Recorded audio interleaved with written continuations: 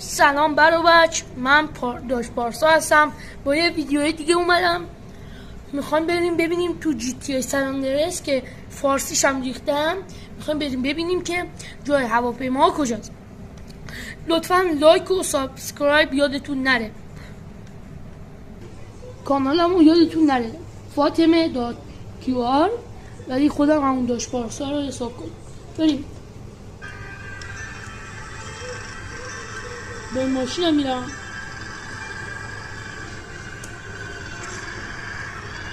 میگم تازه رفتم خیلی کاشکش چرا میزنیم.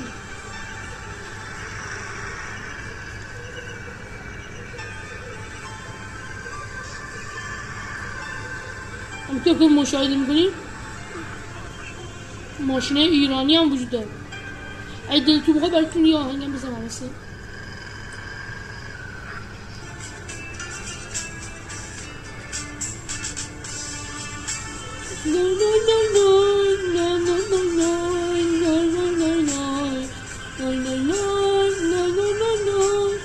یادتون نره پس کانالمو سابسکرایب کنیم.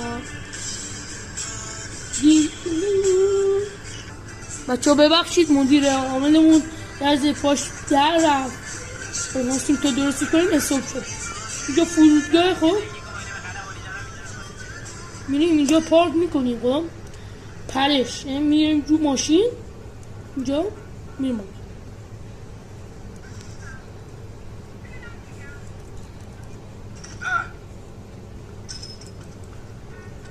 حالا هر کدوم هواپیما رو دلتون خواست بردارین. من از این کمکی ها هم شما هم اگه از این مدل دوست داشتین بردارین یا از مدل های. حالا تا اونجا چون ندوام سوار این میشیم.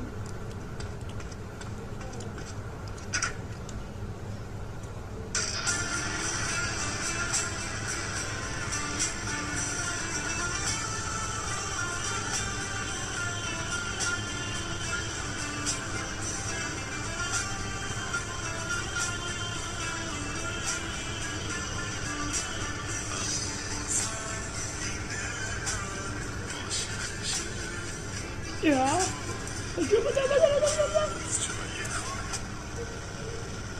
خب میرسیم به هواپیمای موتوروری. حالا که چون دیگه اصابم خورد کردن هواپیمای میفرستمش به درک.